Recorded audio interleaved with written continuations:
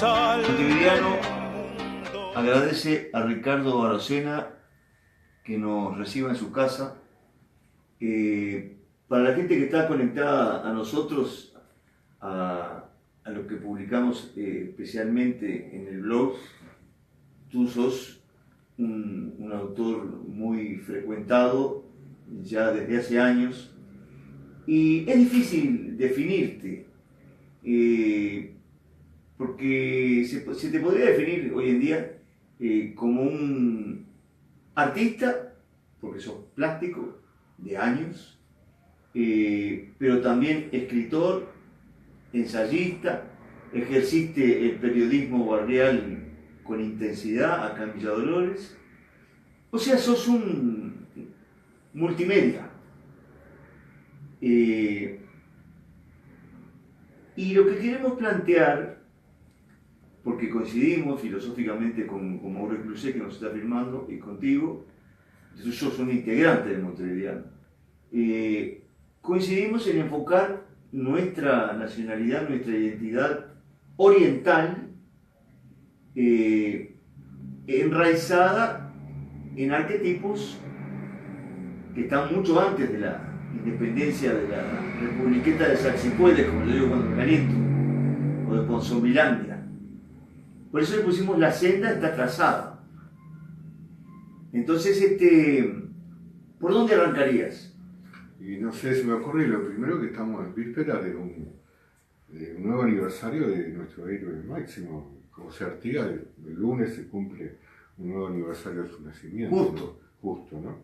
Y que justamente el gran tema es que no considerarlo y rescatarlo de un simple feriado largo, ¿no? Como se ha transformado en los últimos años en esa onda de ningunearlo todo, sino toda esa gigantesca gesta que él encabezó, o sea, y que, digamos, estaba marcando justamente una senda, ¿no?, en la historia de los orientales, de los uruguayos actualmente, de las futuras generaciones, o sea, sobre todo rescatándolo en este momento de posmodernidad los que intentan reducirlo a una creación simplemente histórica para justificar un Estado. Sí, eso es lo que anda rodando ahí. Eso es lo que anda rodando y quedan al olvido, ¿no?, digamos, lo que son sus grandes herencias, lo que son sus repartos de tierra, lo que es su republicanismo, lo que es sus instituciones del año 13, lo que es su justicia social, la integración de los amplios sectores populares que fueron los que a él realmente le interesó y lo inspiraron. La democracia directa. La democracia directa, los cabildos, el debate, ¿no? O sea, su firme visión antiimperialista, anticolonialista, antiimperialista, que es un legado que tiene una vigencia gigantesca en este momento si nosotros estamos viendo el panorama de América Latina. Y patriagrandista. Y patriagrandista en un momento, digo, en América Latina tan peligroso, ¿no? O sea, tan duro, tan difícil como el que estamos viviendo, no necesito, digamos, explayarme al respecto, y que por supuesto el mensaje de Artigas, el mensaje que viene del pasado de Artigas y del artiguismo, ¿no? O sea, son coordenadas, o sea, son banderas, son puntos de referencia como para pararse en el momento actual.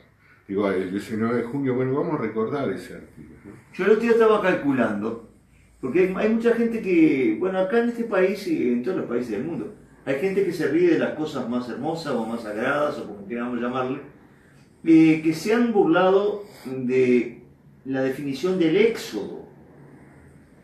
Pero vos que tenés tanto traqueteo de información e investigación histórica, yo calculo que en el éxodo del pueblo judío detrás de Moisés, al salir de Egipto, tendría que haber menos gente que en el éxodo del pueblo oriental.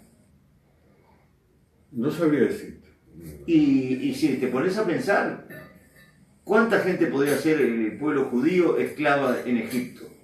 Sí. Y acá calculamos entre 10 y 15.000 personas. Sí, 18.000 dicen algunos también, ¿no? O sea, entonces es más grande que el bíblico.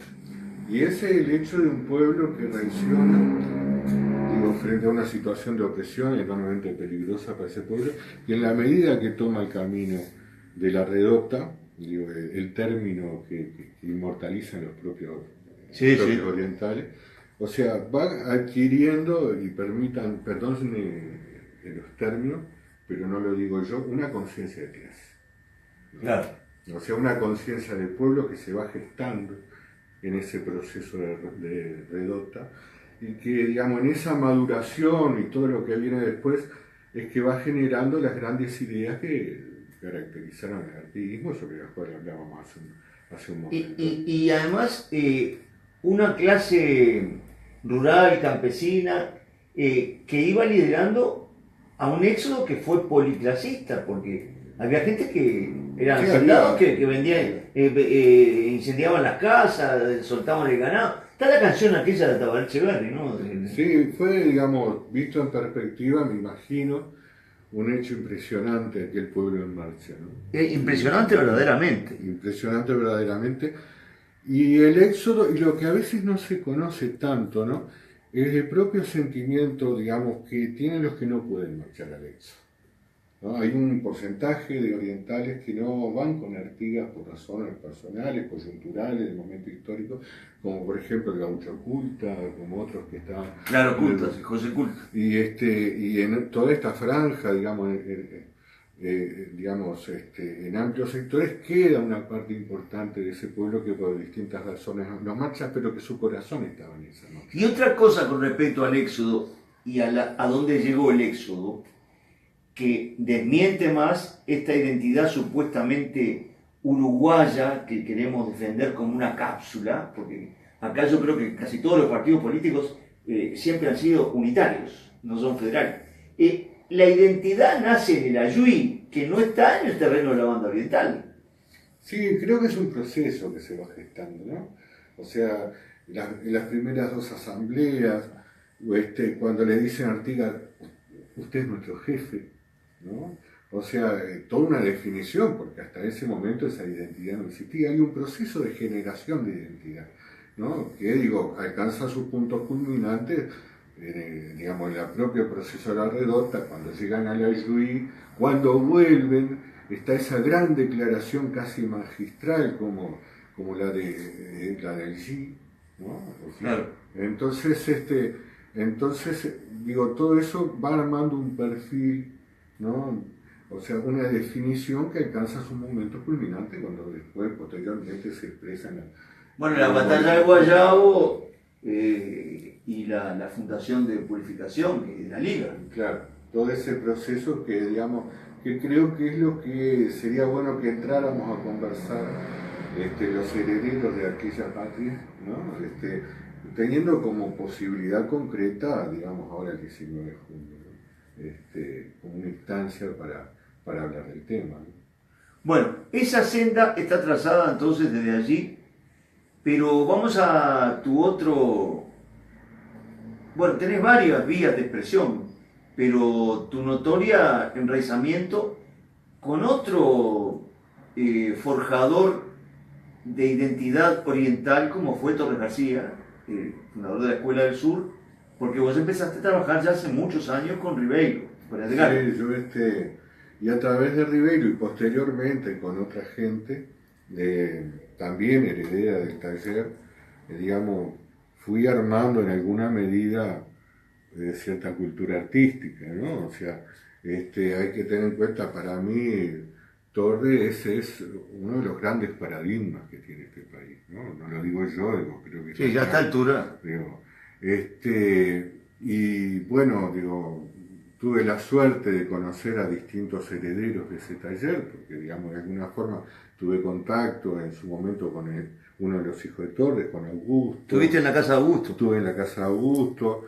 digamos, tuve con otra gente que también tuvo que ver con el taller Torres, como Juan Storm, ¿no? O sea, estuve con Francisco Mato también. Nada menos. Nada menos, en su momento también en su domicilio. Conocí muy de cerca a Manolita, ¿no? O sea, durante un periodo conversé bastante con ella, en otras épocas. Monumento a la mujer. ¿No? ¿Y qué se puede decir de Torres García hasta el último? O sea, bueno, después de lo que pasó en el MoMA. Claro, o sea, hay una consagración universal, ¿no? Entonces, creo que es algo que sale de este país con una consagración universal. Y hay que recordar, por ejemplo, aquel gesto que es archiconocido de todo el mundo, pero que hay que resaltarlo. En el 43, cuando pinta la Sudamérica hacia arriba, que el otro día me contaba alguien que vio subir a un muchacho a un ómnibus, aunque parezca joda, con una Sudamérica tatuada alrededor de un ojo, con la Sudamérica invertida. Y yo lo he visto también en bolsos, lo he visto en materas, lo he visto en... Digo, creo que además toda esa simbología hoy ya se ha transformado en un fenómeno popular, ¿no? O sea, lo encontrás en la cotidianidad de la vida de los uruguayos. El otro día le hicimos el anterior cero reportaje a Alejandro Díaz, el director del Museo Torres García, y nos decía que el mapa de América lo vienen a consultar por el tema casi continuamente, pero es increíble que un gesto plástico de Torres, donde aparece ahí la conceptualidad, aunque con calidad plástica, no la conceptualidad de la pintura, pseudo-pintura postmodernista, haya tenido tanto acogimiento en el complicado presente, donde nosotros como Moure notamos siempre que hay un buen potencial. Es como que extramuros del ambientum tontovidiano hay un formidable potencial. Sí, además hay que tener en cuenta una cosa. Torres además genera una escuela de enseñanza de pintar, ¿no? O sea, él establece determinadas cosas que después muchas se dogmatizan de alguna forma, pero es un gran educador en cómo seguir los pasos para entroncar con la pintura universal, ¿no? O sea, y eso, digamos, forma una escuela, ¿no? Forma toda una generación de pintores que, digamos, visto en perspectiva, son todos pintores de un altísimo nivel a nivel internacional. Fonseca, bueno, los Ribeiro, digo, bueno, se puede seguir porque después vinieron los alumnos de los alumnos. Sí, claro. Entonces creo que eso ubica al Uruguay, digo, en América Latina junto con México, ¿no? Como, digamos, las dos grandes cumbres del arte, de la pintura, de las artes plásticas a nivel de todo un periodo de la historia, de la historia contemporánea. Sí, de hecho, tengo entendido, escuché decir, no sé si está en Historia de mi vida, que cuando Torres baja de París a España, que está nada más que un año, fue un hermano de Dieste el que le sugirió la idea de volver al Uruguay. Y Torres estaba dudando entre volver al Uruguay o ir a México. Eso que vos acabas de decir. Sí, además que, digamos, producto, digamos, de la guerra, de toda la preguerra, de la guerra, gran parte de la intelectualidad de los artistas, los músicos, escritores, etcétera, o sea, unos se agarran para México, claramente, ¿no? Y otros se agarran para acá, ¿no? Que, digamos, en aquel momento un país de un alto desarrollo intelectual, el país de las vacas gordas, el país de estado de bienestar, acoge, ¿no? A mucha de esa intelectualidad que estaba, digamos, escapando de la guerra, escapando del fascismo, y Uruguay en ese momento es, en cierta forma, un foco donde ellos se dirigen, ¿no? Y bueno, por lo visto Torres pensó lo mismo, ¿no? Porque vino para acá. Sí, de todas maneras recordemos que hay un artículo de Onetti donde dice que el escéptico Onetti, que admiraba a Torres, pero que trató de convencerlo de que se volviera. Y a Torres hacerlo dar marcha atrás en algo, por favor. Y Onetti después escribió que Torres siempre fue la persona que le venció la pulseada en el tema de la desesperanza. Yo no me acuerdo bien, creo que él comenta a Torres en algún momento que quedó entusiasmado cuando llegó a Montevideo, ¿no? Digamos, yo me acuerdo, venía a pintar Nueva York, ¿no? Venía a pintar esos grandes rascacielos, esa ciudad que se movía, claro, esa urbe, y viene a este pequeño país y encuentra algo de eso también. Una ciudad también desarrollada, ¿no? Una ciudad donde había una vida intelectual, una vida cultural. Él establece relaciones acá en ese sentido, o sea que tengo entendido que Torres cuando llega encuentra un país del cual también se enamora, un momento del país del cual se enamora. Sí, se enamora del proyecto, porque la sequedad espiritual era espantosa. Se enamora de su propio proyecto. Sí, se enamora de lo que encuentra, ¿no? De esa ciudad. De un potencial. De ese potencial, de esa riqueza, ¿no? Y no olvidemos que entre el 34 y el 43 la Asociación de Arte Constructivo no funcionó. La tuvo que disolver, furioso, porque era un hombre colérico, para fundar el Taller Torres García con jóvenes, que uno de ellos fue tu maestro, el Ribeiro. Los Ribeiro. En el 43, que dice que Torres hace el Taller Torres García entre el 43 y el 49. Y lo que dejó eso. Sí, toda una herencia que llega hasta hoy en día, ¿no?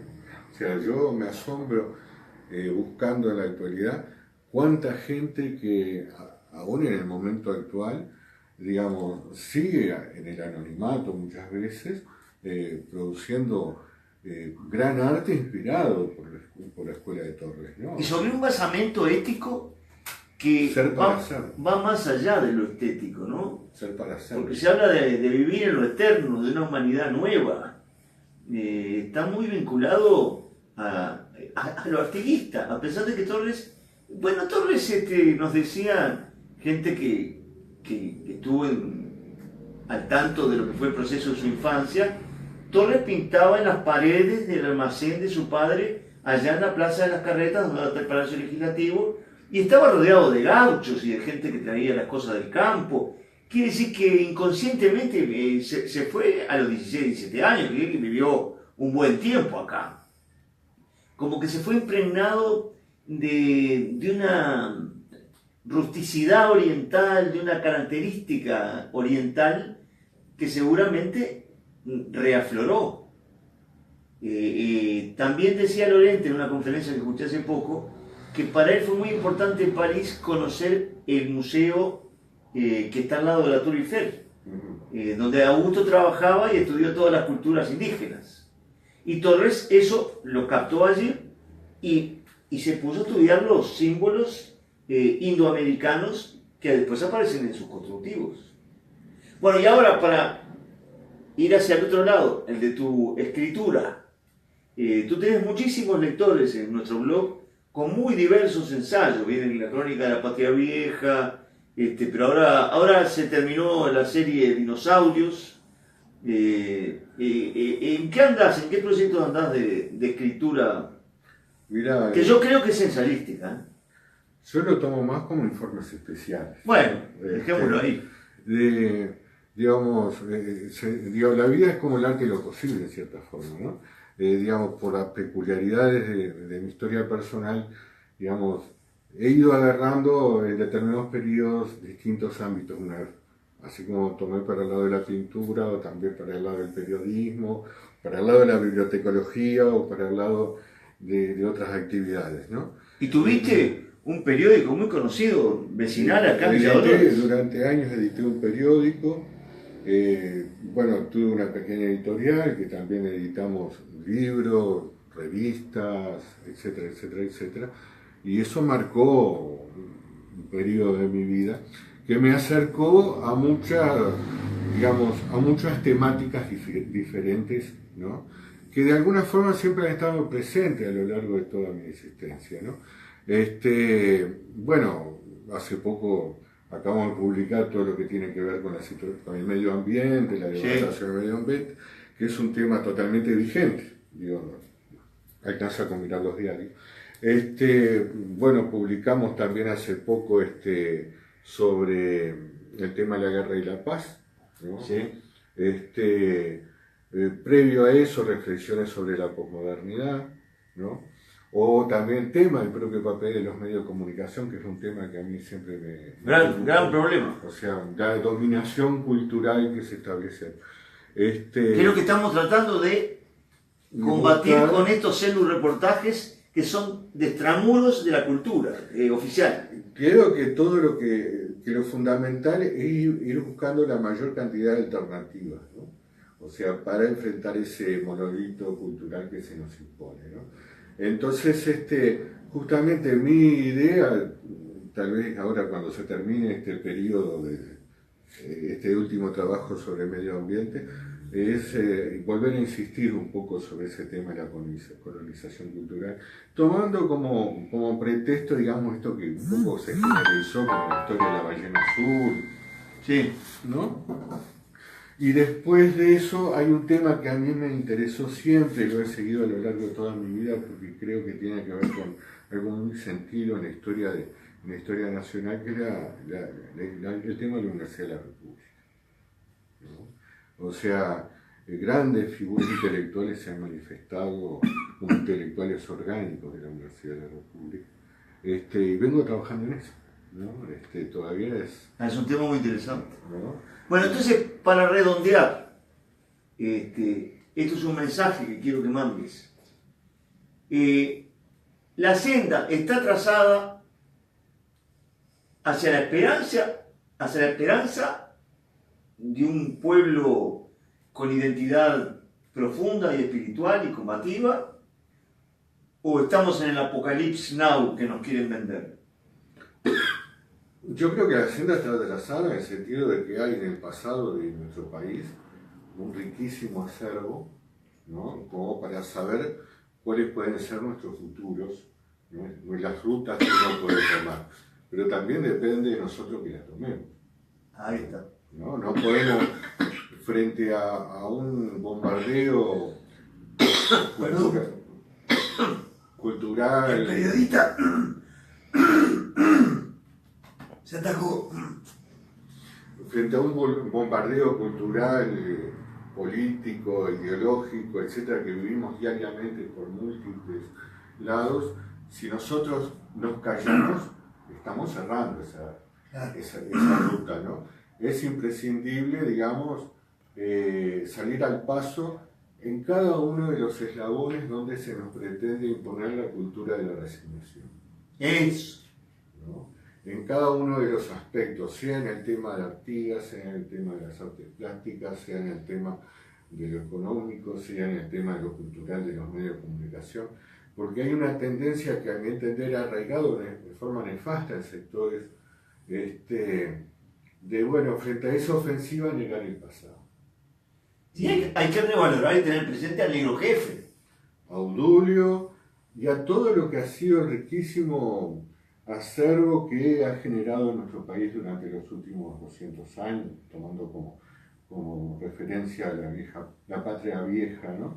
Y ahora, es un tema complejo, ¿no? Porque, digamos, son muchos los intereses que hay creados para evitar que tienen el interés que se olvide el pasado, ¿no? Sí, pero también es mucha la necesidad que tiene el pueblo de reencontrarse con su raíz. Y el problema es que también nadie puede tener como utopía una heladera, comprar una heladera. Muy bien, con ese chiste me parece que quedó bien cerrado. Pido disculpas por la tos, pero anda todo Montevideo tosiendo, así que muchas gracias, Ricardo, por recibirnos en tu casa, entre tus cuadros, y bueno, vamos a ir con el montevideano. Somos la sal del